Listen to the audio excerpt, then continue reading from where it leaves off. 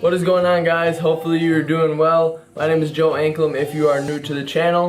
I just wanted to say thank you guys for clicking on the video, and before I do get into the video and the workout footage, I just wanted to show you guys a recent unboxing I did. I actually forgot to record when I unboxed it, but I wanted to thank Legacy Apparel and Lester for sending me out this letter first of all, and this t-shirt.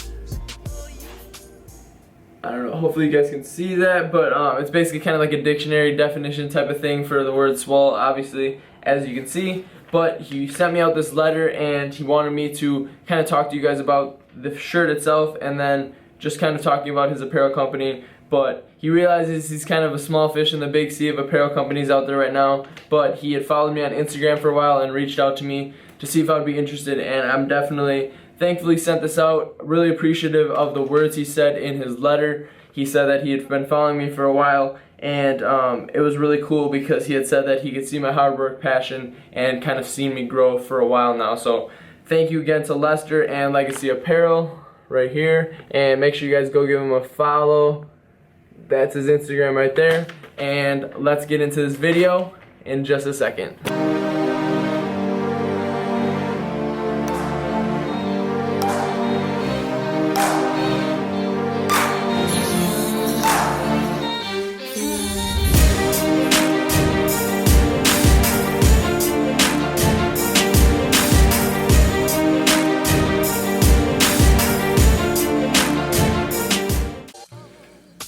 So thank you once again for clicking on the video, and today's topic is going to be something that I think a lot of you can relate to.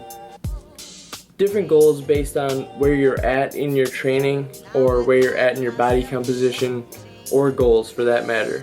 And what I'm kind of be talking about is something that I had recently seen on a video that Stan Efferding had been talking about, and something that I kind of wanted to share with you guys just because I think it really hit home for kind of how I view diets, quote unquote, and just how I view just food in general, and how people should kind of view changing their habits. And I'm kind of being touchy when it comes to saying the word diet or using it in certain ways that most people use it. And the reason for that is just because I don't like using the word diet. And by the end of this video, you'll kind of understand why, and hopefully you'll be able to kind of almost sympathize and understand and almost have the same mindset as I do after hearing this. The reason why I'm making this video is because I feel that a lot of people who either one are bodybuilding even for a show, bodybuilder prepping I should say for a show, or doing some sort of prep for a show and that sort of dieting, or just someone who is a normal everyday person trying to lose weight and trying to go on a diet to lose said weight. So I'm talking about both kinds of people in this sort of sense. And the reason why I'm bringing this up is because you see so many people who do lose weight, and the same can kind of be related to people who binge after their shows because their cravings are so heavy. They put on that weight very quickly. So someone who's just trying to lose weight, they'll sometimes not even crash diet, they'll use a diet method that does work, and it works for them, but it's not maintainable. And obviously for a bodybuilding show or prepping for any sort of show, that's not maintainable. That body fat's not maintainable, and that diet is definitely not maintainable. But in terms of someone who's trying to maintain that body composition for their life, the last thing they want to do is go back to where they were before that diet.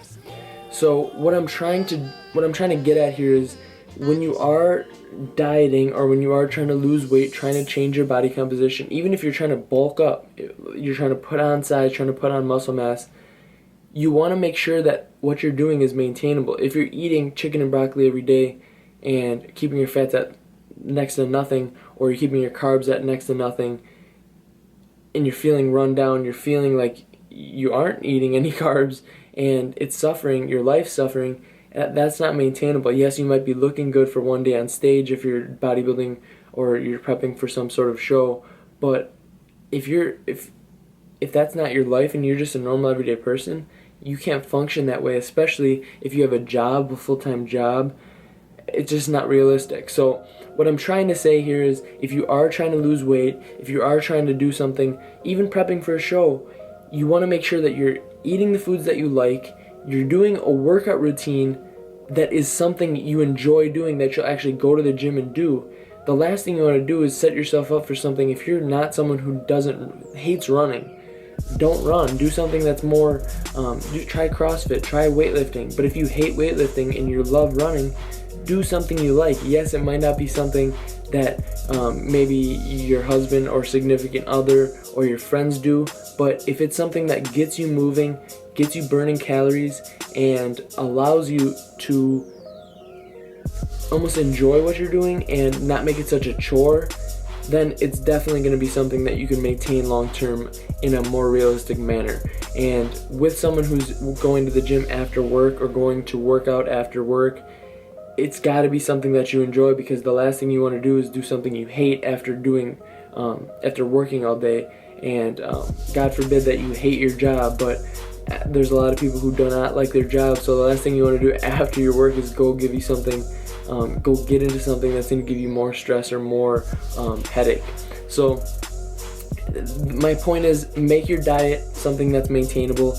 Incorporate the foods that you like into the diet, but also understand that you're going to have to make sacrifices. It's going to be hard. If you're trying to lose weight, you're going to be hungry at some times. It's going to be inevitable, but just understand that it's realistic to suffer a bit. Sorry about that, my camera actually overheated, one of the downfalls of the A5100 by Sony, but anyways, I digress. What I was getting back to is that losing weight in itself is going to be difficult. It's going to be something that's going to cause you a little bit of suffering, just mentally as well as physically. You're going to be a little bit more hungry than normal, just because you are basically pulling yourself down a little bit and your body's used to eating those calories. So taking those away is going to be something that it might be a little bit difficult for you, especially at the beginning. And that's why everyone isn't just losing weight all the time, and that is why it's difficult, and not everyone can do it in a quick manner or as effectively as the next person.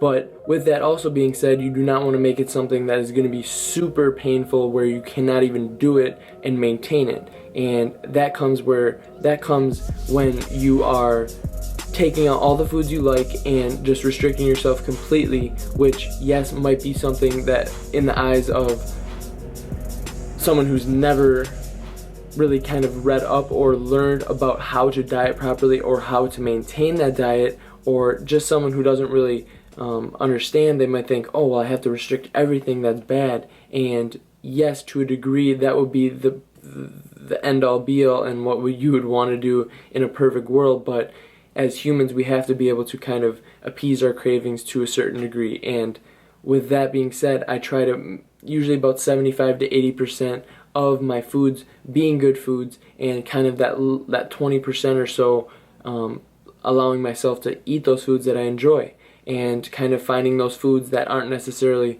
so bad and eating those when I feel those cravings. So that in the long run is going to help you maintain that diet. Yes, you might not be feeling like you're 100% clean eating and you're eating all this plant-based diet and you're just 100% green, but you're at least feeling like you're maintaining a diet that you can actually enjoy and live, and not feel like your life has just been turned upside down because you're not able to eat or enjoy the foods that you like. And the same can be said for the working out. If it's something that you don't enjoy, chances are you're not going to be able to adhere to it. So find the things you enjoy, try different things out, and make sure that you are trying things and staying consistent with them, and really just finding stuff that works for you, because not everyone is the same, and that can be said for everything in life, but especially weight loss, muscle gain, and just that sort of thing.